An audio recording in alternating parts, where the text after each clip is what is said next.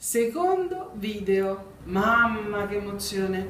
Allora, vi è passata la paura del lupo cattivo? Vi siete resi conto che non c'è niente, che è solo una favola inventata? La paura è su misura? Bene, entriamo in un laboratorio di cornici.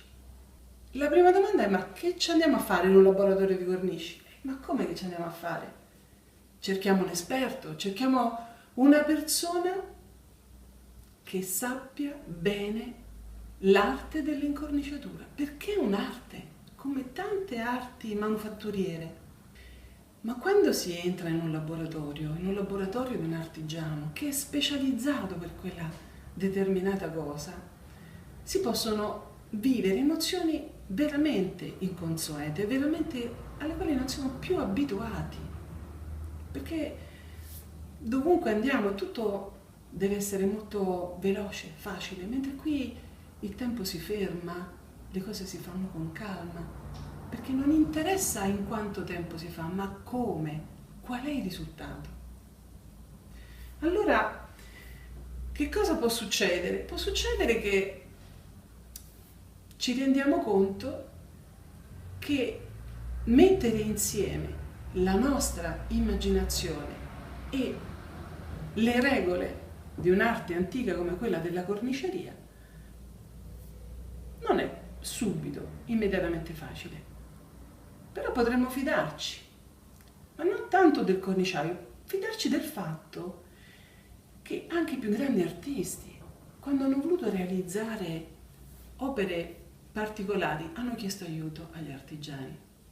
Penso per esempio all'ultima straordinaria che ancora mi affascina al solo pensiero, l'opera di Christo sul lago di Seo, questa passerella sull'acqua, che lui l'ha pensata, l'ha immaginata, l'avrà pure disegnata, ma insomma solo degli straordinari artigiani hanno potuto farla, realizzarla.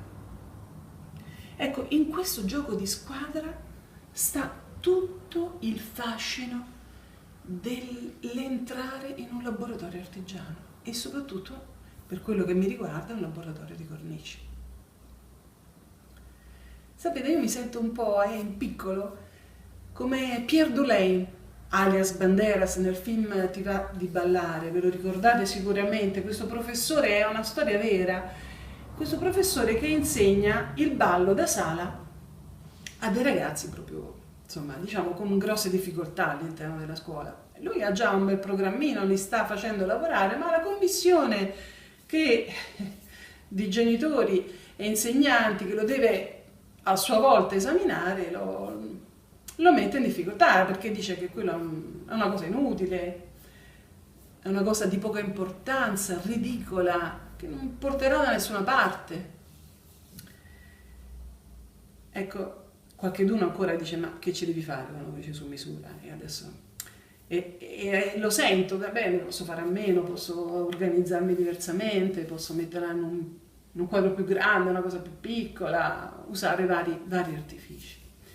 Ecco, c'è una cosa interessante di quello che dice Pierre Dulain alla commissione. Dice: vedete, io insegno danza, che vuol dire insegno ai vostri ragazzi il rispetto, il lavoro di squadra e la dignità.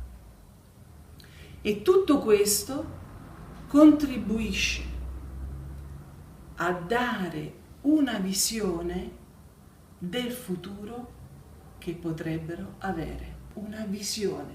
Ecco, quando riusciamo a mettere insieme la creatività, la vostra immaginazione con quelle che sono le regole che danno la certezza di un lavoro fatto bene, ecco, in quel momento lì noi diventiamo speciali insieme.